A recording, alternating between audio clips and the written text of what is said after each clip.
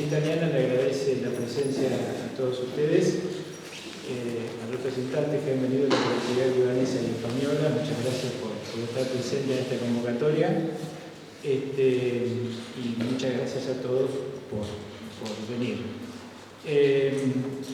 Acá vamos a presentar un libro muy interesante, que ya hemos estado mirando algunos, y va a ser presentado por Luzmila y por María Teresa.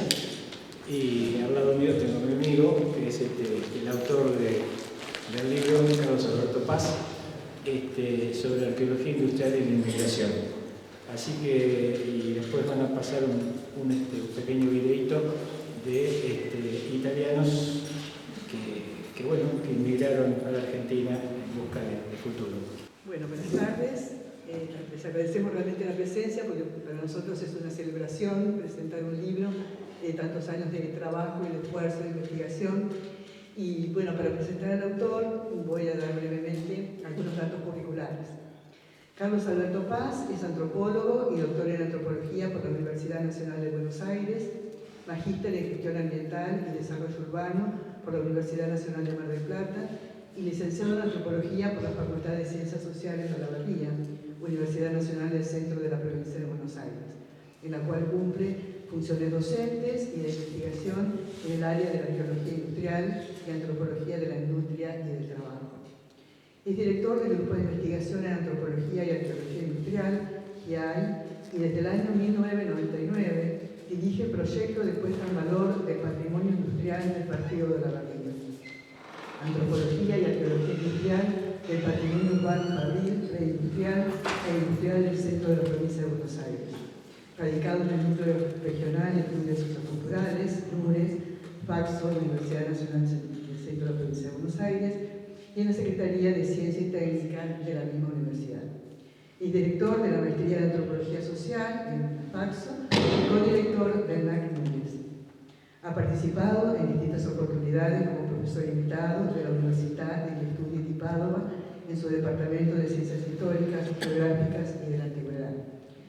Y ha trabajado en el máster, justamente, que se dicta en esa universidad. Posee numerosas publicaciones a nivel nacional y en el extranjero, articuladas a su especialidad académica.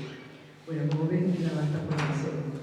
Le paso ahora a Luzmila Dar, a la licenciada Luzmila Dar, que es docente e investigadora de la Facultad de Ciencias Sociales de la Universidad también Nacional del Centro de la Provincia de Buenos Aires, y que además participa del grupo de investigación del cual Carlos es el director.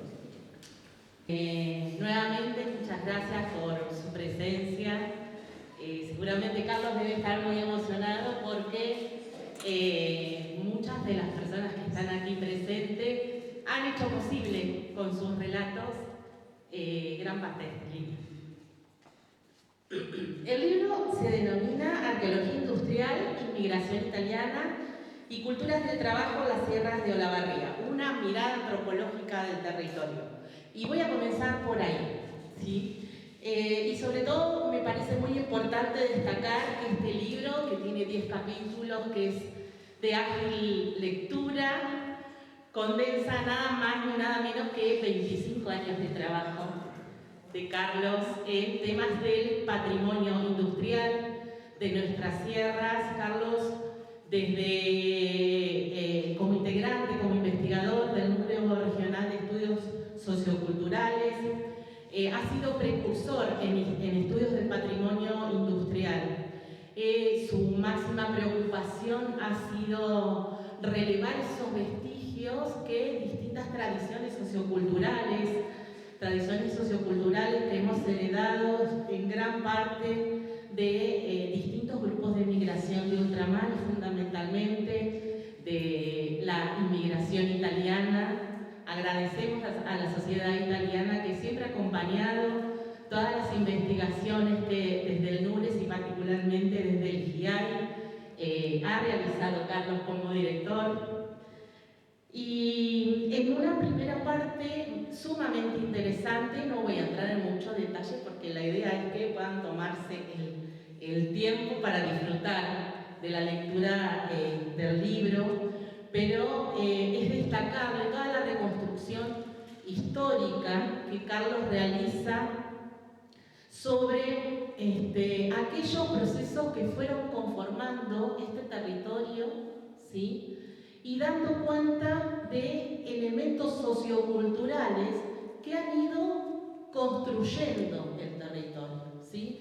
Cómo estas distintas sociedades, estos distintos migrantes, también con los pueblos originarios en nuestra zona, han impreso una identidad muy particular, ¿sí?, a nuestro territorio. Y es destacable cómo se ha realizado la investigación, que ha sido de manera interdisciplinaria.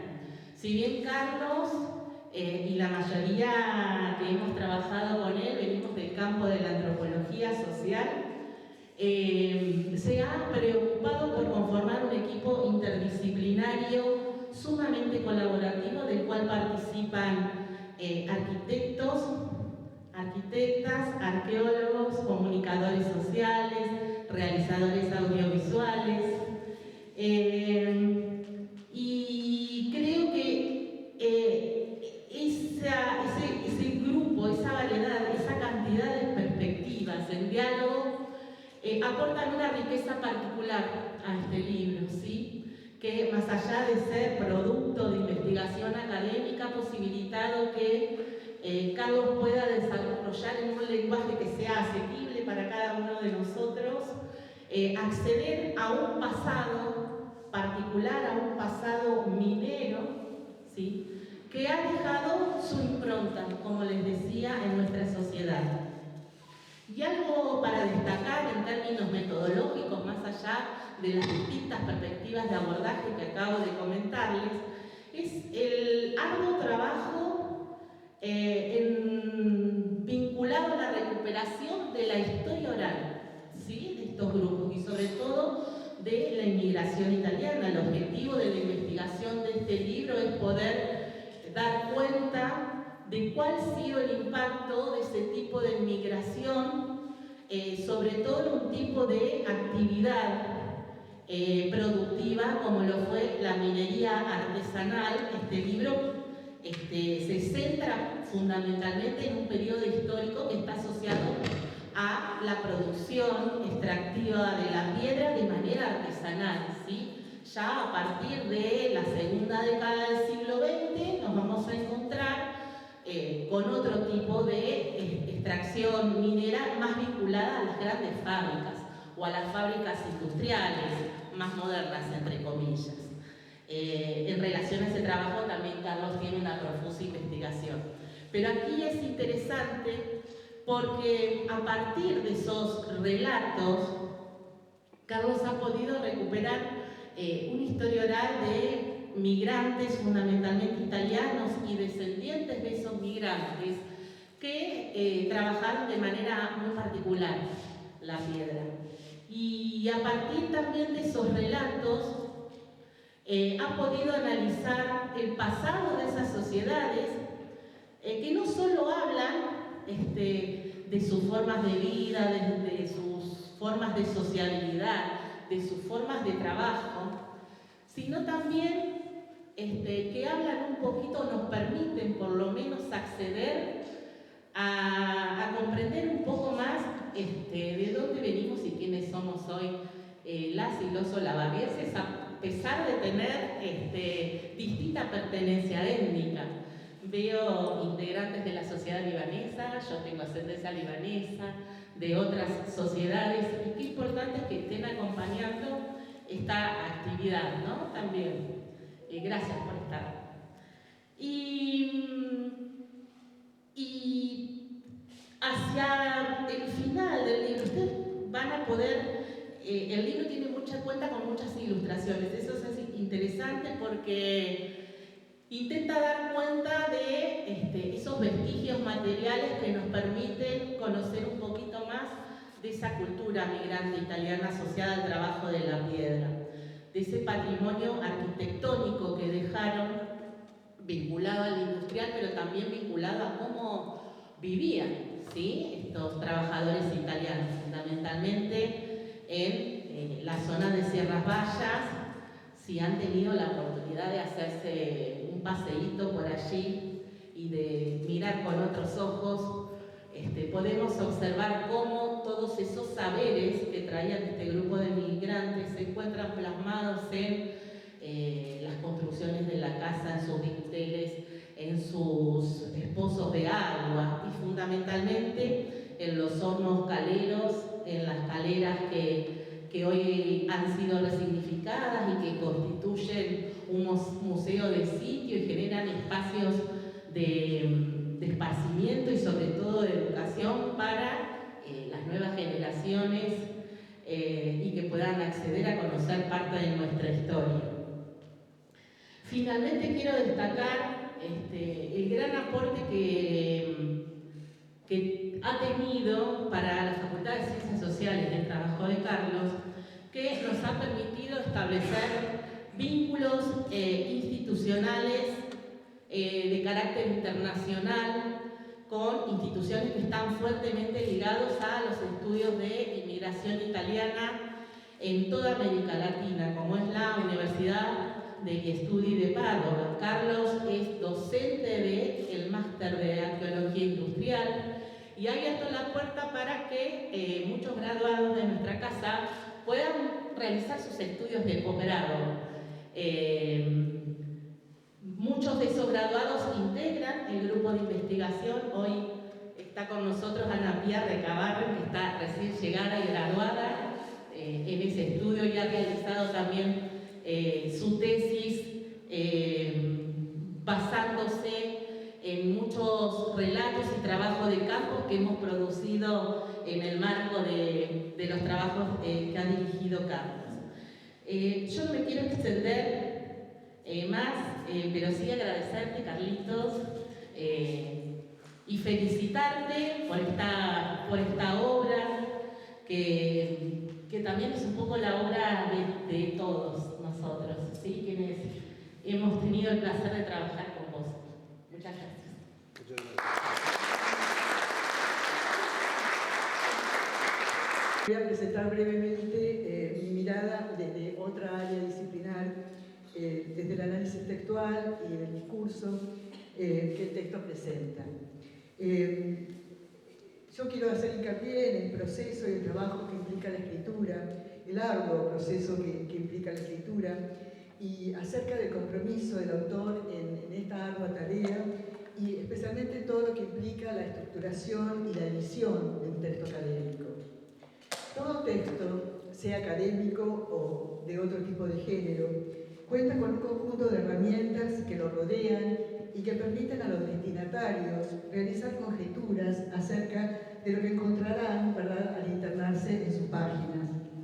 La tapa, la contratapa, el prólogo, los índices, la presencia de notas o la falta de notas en muchos casos, vemos que tampoco hay notas, la inclusión de gráficos, fotografías e ilustraciones, proveen datos esenciales para que un lector no experto, o sea, no experto en el tema específico, pueda iniciar el recorrido textual con una importante prefiguración de lo que va a encontrar en él. En el paratexto, ¿verdad?, que así se llama esa periferia indispensable del texto impreso, convergen diversos propósitos, diversas voces, diversas intencionalidades, pero siempre derivan de la naturaleza del libro como objeto de consumo cultural, destinado a un receptor plural, que evidentemente debe ser también atraído y captado por la obra. Y para ello encontramos, a fin de esclarecer lo verbal, los objetos materiales, los lugares, los paisajes, los procesos a los que el autor se está refiriendo. En el paratexto del libro que hoy se presenta, encontramos que la tapa, la contratapa, el prólogo, el índice, facilitan al lector la búsqueda de los temas de su interés y cumplen especialmente una función organizadora de la lectura. El prólogo es muy importante, ya que el doctor Giovanni Luigi Fontana, docente e investigador de la Universidad degli Studi di Padova, ha participado con Carlitos, de alguna manera, en esta investigación por relaciones de trabajo conjuntas él ha sido invitado a la universidad para trabajar de manera conjunta, para dar charlas, o sea, estudios en común con él, y por la vinculación, evidentemente, también de una fuerte amistad generada a través del tiempo compartido. El análisis de este doctor realmente es un análisis científico muy preciso y nos ubica en la importancia y en el valor del contenido de este texto. Debo destacar además el exhaustivo trabajo editorial que realiza nuestro autor, con las notas, el glosario y la bibliografía incorporadas al final del texto. Las notas aclaran y amplían la información especializada, otorgan datos para que el lector aclare las dudas que puedan aparecer con la lectura. El glosario tiene una finalidad fundamentalmente didáctica. Allí aparecen los términos técnicos, que muchas veces no sabemos exactamente qué significan, pero él se toma el trabajo, ¿verdad?, de aclararlos para evitar dificultades en la interpretación, y están siempre acompañados por una definición. La bibliografía es muy completa y con breves comentarios para su ubicación. Por último, el índice general es muy descriptivo y está acompañado por un índice de ilustraciones, de manera que como lectores tenemos todos los datos para poder entrar perfectamente en la obra. El paratexto opera como una guía de lectura y es fundamental para la comprensión cognitiva, para la comprensión lectora, pero no todos los investigadores realizan un trabajo tan pormenorizado y comprometido con los lectores como el gran esfuerzo editorial que ha llevado a cabo nuestro autor. Por eso afirmo que, si bien es un texto académico, resulta accesible a cualquier lector interesado, en este caso, en los temas vinculados a las sierras de la Barría y a su historia, dadas las continuas explicaciones sobre el tema que realiza nuestro autor. Y además, todo esto vehiculizado a través de un estilo de escritura ágil, fluido y dirigido, como ya señalé anteriormente, no solo a un lector académico, sino también a un lector plural. Por último, no puedo dejar de expresar el interés que me generó especialmente la lectura de este texto vinculada al proceso histórico, a las migraciones, en especial a la migración italiana, las relaciones de trabajo que generaron la conformación de una sociedad articulada con la sociedad receptora y la configuración de una identidad cultural. Este texto constituye un muy valioso aporte como resultado de años de trabajo de campo, de búsquedas de información, de numerosas entrevistas, de un trabajo con diversidad de fuentes bibliográficas y documentos regionales, nacionales e internacionales, que configuraron datos en su interpretación para entender nuestra historia y nuestra identidad. Como señala el autor, el paisaje cultural de las sierras forma parte de los valores históricos y antropológicos del territorio, y debemos entonces considerar a la inmigración italiana como parte primordial en cuanto al uso social y productivo del territorio serrano. Fueron determinantes en el desarrollo de innovaciones sociotécnicas y también actores fundamentales en la conformación de nuestra identidad territorial. Y para cerrar, brevemente, como síntesis final, acudo a las palabras del doctor Fontana. Carlos Paz, con este volumen y con toda su investigación, transforma la memoria en historia. Esto me parece fundamental. Transforma la memoria en historia, integrando el patrimonio industrial en una antropología e historia de territorios que reúne toda la información técnica, económica, social y cultural, sustrayendo del olvido conocimientos técnicos, lenguajes, herramientas, modos de vida y de trabajo. Así es posible comprender mejor el pasado y atribuir una escala de valores motivada también a sus vestigios materiales. Bueno, yo también felicito a Carlitos, realmente es un querido colega y bueno, te agradezco estar en esta mesa. Tanto Ludmila como María Teresa por lo que expresaron, y para mí es una gran satisfacción haber podido escribir este libro, porque en realidad fueron más de 2 décadas de un trabajo realmente arduo, en donde pudimos rescatar, digamos, la antropología de la minería de nuestra sierra, ¿no? Cuando uno va a Buenos Aires o a otras ciudades importantes y le preguntan sobre Olavarría, siempre la referencia, ¿cuáles son las grandes fábricas?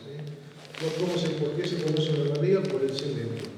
Pero sin embargo, 50 años antes de que el cemento existiera, porque tenemos incluso Olavarría dentro de este gran contexto minero que tiene histórico, de este gran proceso histórico que dio la minería como origen de las identidades de nuestro partido. También la compañía argentina de cemento Portland, que se llamó la Lone Star, fue una empresa minera, una fábrica pionera en la fabricación de cemento en Sudamérica. Si no fue la primera todavía de esas fábricas, algunos consideran que fue la primera fábrica de cemento en Sudamérica, porque se radica muy tempranamente en nuestras sierras, en 1917, y en 1919 produce el primer despacho de cemento, que ha sido en estos últimos años, que fue un gran festejo en la localidad de Sierra Vallas, hasta que esta planta cerró definitivamente. Pero volviendo a lo que estaba comentando, aparte de la importancia del cemento, normalmente se conoce Olavarría por el cemento. Pero sin embargo, 50 años antes de que el cemento llegara con la Lone Star, toda nuestra sierra estaba poblada de canteras y caleras, ¿no? del trabajo artesanal de la minería, la fabricación de cal a mano, o como decimos nosotros, la fabricación de cal a brazo.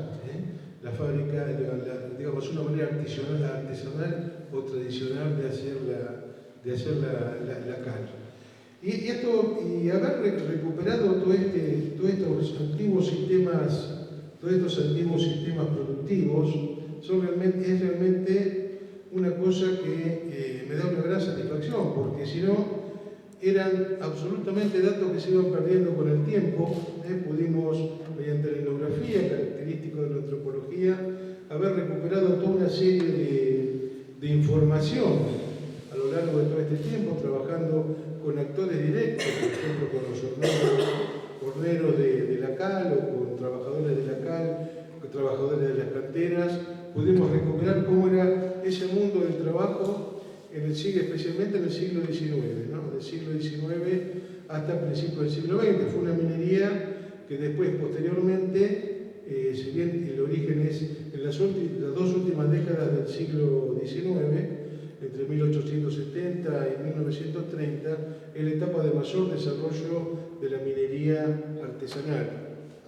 Ya con la minería profesional de fábrica, como llamamos a lo que es la minería industrial, ya comienza otro proceso. Pero ambos tipos de producción coexistieron durante muchos años. Pero siempre quedó la minería artesanal o la minería tradicional quedó a la sombra de la gran minería. Entonces, por eso creo que una de las cuestiones que yo destaco, y por eso es mi gran satisfacción, es haber sacado a la luz ese tipo de producción minera que tiene más de 140 años. Y para los que somos antropólogos, para los que somos arqueólogos, ver, por ejemplo, hoy en la actualidad, hornos de cal funcionando en Sierra Vallas con tecnologías de hace 140 años, eso no tiene valor, ¿no? Es invalorable. Pero aparte no es solamente eso, sino que en las sierras de Olavarría se va reproduciendo un sistema productivo, como es el sistema de producción de cal, que no tiene origen hace 140 años. Tiene origen en el siglo I, en el Imperio Romano. O sea que se trasladaron a la sierra de Olavarría toda una serie de conocimientos técnicos, hay un gran intercambio de conocimiento técnico y práctico que hace a la minería tal como la conocemos hoy, ¿no? Pero en realidad uno ve funcionando un horno de cal de Sierras Vallas y ve la estructura de ese horno y es muy similar a lo que era un horno calero del siglo I. ¿Eso qué quiere decir? Una transferencia tecnológica más que importante, en los cuales a lo largo de los años se fue transformando todos esos sistemas técnicos. Obviamente las tecnologías son distintas, pero las técnicas son similares. O sea, se produce cal en Sierras Vallas como se producía cal en el siglo I, en la era romana. O sea que eso es lo interesante y lo particular que tiene Olavarría. Olavarría es un caso muy especial en nuestro país. Por eso yo siempre digo que el trabajo del GIAI, que es nuestro grupo de investigación, fue un trabajo pionero en el sentido de la arqueología industrial, ¿no? Porque como mencionó Ludmila, en los últimos años hemos podido trabajar en conjunto con otras disciplinas, que fue lo que enriqueció el trabajo de investigación, porque hemos trabajado con ingenieros agrónomos, con arquitectos, con ingenieros, hemos trabajado con comunicadores sociales, con arqueólogos, antropólogos sociales, ¿no? Como lo estamos haciendo hoy en la calera de 1888, la calera que tiene como dato Cecilia Alves en la Sierra Baya. Así que bueno, esa es para mí un poco la importancia que le doy a esta publicación, porque creo que lo valoro en el sentido de que se ha podido recuperar una cantidad de datos, de información que de otra manera a lo largo de los años se iba perdiendo, ¿no? O sea, hemos tenido datos de primera mano con por ejemplo, caleros de Sierras Vallas que heredaron de sus padres y de sus abuelos los oficios. Hemos podido rescatar los roles en los oficios tradicionales, los roles, digamos, todo el proceso de trabajo, las cadenas operativas del siglo XIX, porque bueno, hay una gran incidencia de la inmigración italiana del siglo XIX en estos procesos, ¿no? Porque si uno incluso analiza cómo son los hornos que están en Sierras Vallas, en la zona de la Providencia, vemos que hay reproducciones regionales. O sea, ¿qué hicieron los italianos? Los italianos reprodujeron en la Sierra de Olavarría oficios y técnicas que conocían desde sus países de origen. Esto tiene una explicación desde el punto de vista de la historia y la antropología, porque eran oficios que se estaban perdiendo en Italia, pero sin embargo la inmigración, que en realidad en muchísimos casos es un recurso, un fenómeno que incide en la supervivencia de un grupo, en este caso, bueno, lo que permitió fue una transferencia de técnicas y tecnologías a nuestras sierras que es invalorable, ¿no? Es invalorable desde el punto de vista antropológico e histórico, ¿no? Imagínense que todavía vemos hornos de más de 140 años que todavía funcionan en Sierra Vallas, como son los hornos que son la mayoría propietarios italianos, ¿no? Cuando hablaba de referencias regionales y el conocimiento que se transmitió a estas tierras, uno encuentra, por ejemplo, en la localidad de Brescia, o de Brescia, como decimos en español, muchas similitudes con unos caleros de Sierras Vallas. Y no es casual, por ejemplo, la familia Ragnoli de Sierras Vallas, productores de cal, que tuvieron la calera de la Libertadora desde el 1904 en adelante, bueno, justamente reprodujeron en Sierras Vallas hornos que conocían del mismo tipo en la zona de Brescia en Italia. Así que bueno, esa es la gran importancia que nosotros vemos en todo este proceso, ¿no? Y obviamente se trabajaron codo a codo con los grupos nativos, ¿no? Con los grupos locales, y había una transferencia de técnica y tecnología que no siempre se aceptó. Siempre la posibilidad estuvo de aceptar o no determinada demanda de tecnología, pero sin embargo en Sierra Vallas la mayor parte de los hornos caleros fueron propiedad de italianos, ¿no? Ragnoli, Piatti, muchísimos, la cantera de Campagnali, el horno de Campagnali Bonetti, y bueno, es innumerable la cantidad de italianos que fabricaron cal en el siglo XIX. Olavarría tuvo dos grandes movimientos migratorios italianos. El primer movimiento migratorio fue aproximadamente de 1870 a 1930 y posteriormente de 1930 en adelante, y en la posguerra, luego de la Segunda Guerra Mundial, comienza otra llegada de inmigrantes italianos. Pero no es solamente que este desarrollo de la minería de Olavarría estuvo en manos de italianos, también otros grupos étnicos colaboraron con esto, ¿no? En caso encontramos rusos, montenegrinos, portugueses, españoles, yugoslavos, cuando en ese momento todavía existía Yugoslavia como nación, ¿no? Así que, y tiene otra característica muy particular Olavarría, toda esa composición étnica de la fuerza de trabajo, tanto de la minería como del agro también, ¿no? Como del agro o de la industria después de la Segunda Guerra Mundial. Es un caso muy particular porque tiene la misma composición étnica que los grandes frigoríficos de La Plata, Berisso y Ensenada. O sea, encontramos los mismos inmigrantes que llegan a la minería de Olavarría en el siglo XIX y también después a principios del siglo XX los encontramos en esos frigoríficos. O sea, todos forman parte de ese gran fenómeno, de ese increíble fenómeno que fue la inmigración de ultramar. Por eso, bueno, por eso valoro y me siento muy satisfecho de haber podido terminar con este libro porque un poco resume y está muy resumido porque son más de 23 años de trabajo resumidos aquí y que debo un trabajo realmente arduo poder articular el libro, hacerlo en formato de libro, porque el origen del libro fue mi tesis de doctorado, una tesis de doctorado que defendí en el año 2012, pero que sin embargo fue la base de todo esto. Y era mucho más grande que el libro, la tesis, mucho más amplia.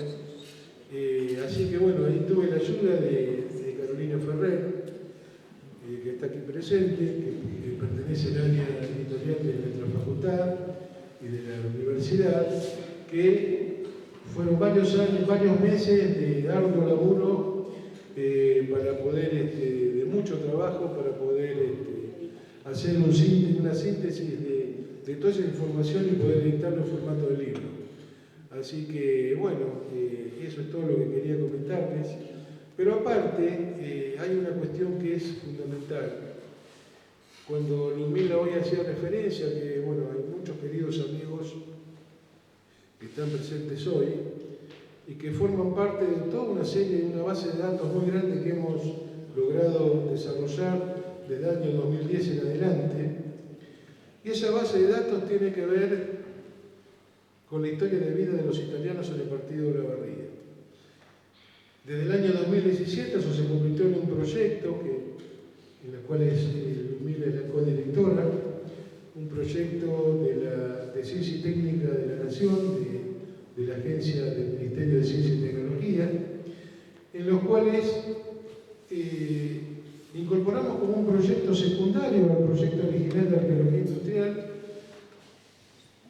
recomponer o recolectar justamente las historias de vida y trabajo de estos inmigrantes italianos en el partido. No solamente en las sierras, que es lo que mucho está volcado en el libro, pero también en el libro figura lo que hicieron los italianos en la ciudad. Entonces, toda esta base de datos está compuesta hasta ahora, porque seguimos trabajando en eso, de 38 entrevistas, filmadas, están filmadas, o sea, son muchas horas de filmación, porque cada entrevista ha durado más de una hora en muchos casos, o sea que hay una base de datos más que importante, y esa base de datos, una copia va a ir a la Universidad de Padua, ya estoy en tratativa con ellos para organizar algo al respecto. Y bueno, yo, Miguel, estaba entrega de esa base de datos. Me emociona un poco porque, bueno, fueron muchos años de trabajo.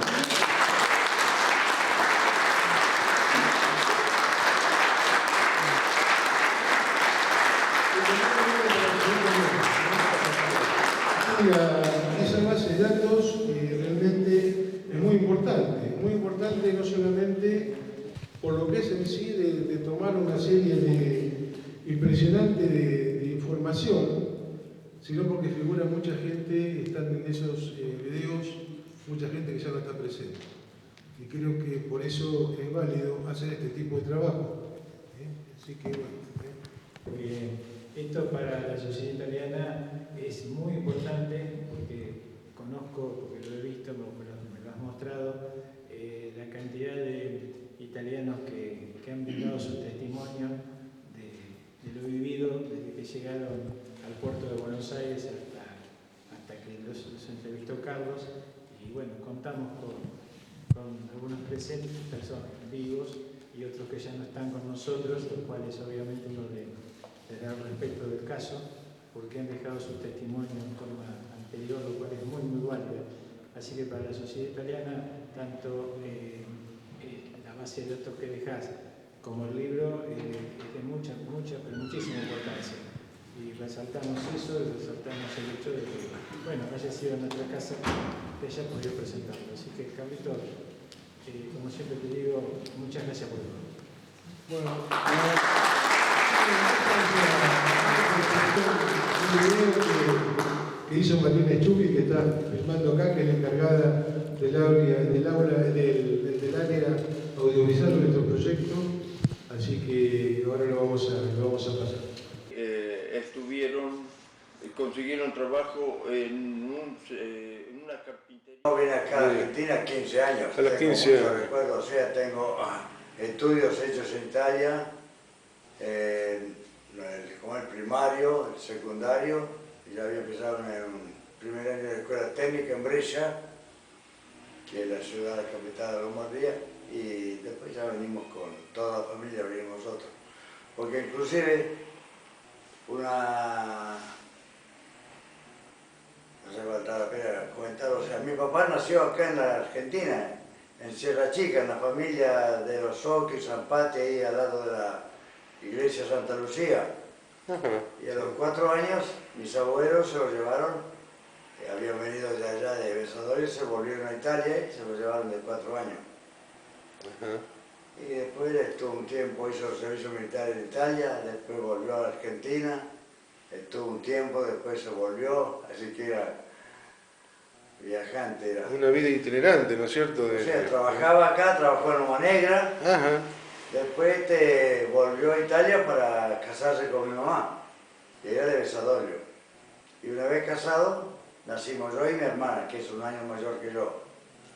Y como las cosas no andaban tan bien, entonces, como tenía trabajo acá y estaba bien conectado porque el tío era la empresa, esa famosa Remigio Hijos pavimentadora, que los que pavimentaron acá la ciudad también inclusive. Entonces, y allá nacieron mis 2 hermanos varones, y ya después terminada la guerra, entonces sistemamos un poco las cosas y después decidimos venirnos todos. O sea que mi mamá en Italia era maestra, tenía un cargo, o sea, tenía su trabajo. Y entonces decimos, venimos a Argentina y llegamos el 23 de noviembre de 1948. Pero acá había otro paisano de nosotros que tenía novia allá. Una era de San Bonifacio, la dos era de San Bonifacio. Y entonces nos casamos por poder, pero tuvimos que esperar, me casé el 7 de enero del año 50. Por poder, hicimos la ceremonia como estuviera él. Yo me casé en el altar, la ceremonia igual que hubiera estado mi marido. Y de ahí nos casamos. Ese día, el día 7, me casé con la Dalicani. Me casé con la señora Dalicani y yo. Y ella entró con su cuñado y yo entré con un primo de mi marido, de Creta. Bueno, pero después ese papel, después de haberse casado, teníamos que mandarlo acá, porque ellos no pudieran llamarnos, ¿entiendes? Entonces yo seguí trabajando. Claro, sí, sí. Después que nos casamos, tanto que cuando llegaba la cerámica me decía, hola señora, ¿cómo va? Sí, decía, ¿cómo va? En aquel tiempo, en el año 27, el abuelo tomó un compromiso, o sea, había pedido un crédito a un banco, porque también existían los bancos en aquel tiempo, y Entonces llegó un momento de devolver y no tenía el abuelo el efectivo necesario para... Entonces decidieron, porque mi padre y un hermano, o sea, un tío, dice, bueno, vamos a ir a Australia para trabajar y pagar la deuda. Entonces, cuando van a embarcarse para ir a Australia, le dice, ¿quién lo espera en Australia? Ninguno. Lo ponen de vuelta, así que busquen otro país. Y dice, bueno, otro país es Canadá, Estados Unidos y Argentina. Ah, a la Argentina, porque era lo más fácil que le parecía. Entonces llegaron acá, quedaron en el hotel de inmigrantes, tuvieron 5 días en el hotel de inmigrantes, y entonces al 5.º día en el hotel de inmigrantes dice, mire, hay trabajo en Olavarría. Y Olavarría era como si hubiera dicho... Entonces le escribieron un papel Olavarría, ¿cierto? El papel grande así Olavarría. ¿Cómo hacemos? Nosotros, el gobierno argentino pagaba todos los gastos, así que el tren, llegaron aquí a Olavarría. Cuando llegaron aquí a la estación y dice, me olvidé de decir algo, dice, hay trabajo en Loma Negra. Bueno, llegaron aquí a Olavarría, entonces le dice, ahí cuando llegó, dice, ¿cómo hacemos para llegar a Loma Negra? Ah, pero eso está muy lejos. No había caminos de asfalto, era todo camino de tierra.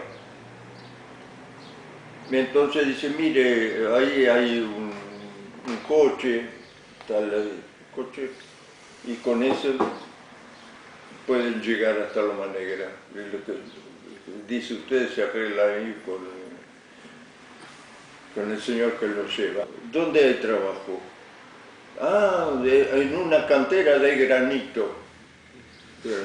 Dice, pero yo soy carpintero, dice, trabajo la madera. Ah, no importa, dice, usted tiene que ir ahí. Bueno, fueron ahí y lo pusieron a romper piedra. Consiguieron trabajo en una carpintería que se llamaba Bonora. Pero dice, yo necesito plata para mandar a Italia, porque tengo que traer a la familia. O sea, no, dice, plata no tenemos. Dice, lo único que le podemos dar un traje.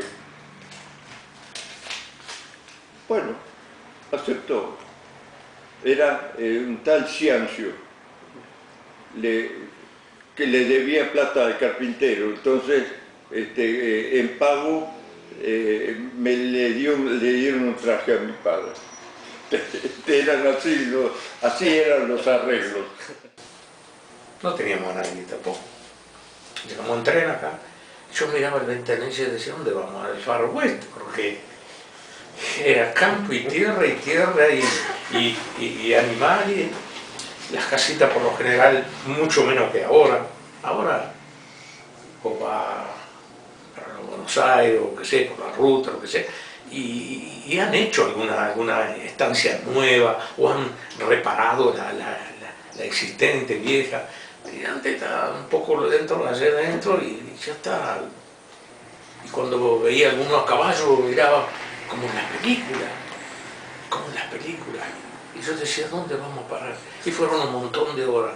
Pero no, y acá no nos recibió nadie para buscar la estación. Y mi padre ya había alquilado una casa que está de la esquina esta para allá. Gas no había, asfalto no había. No era así.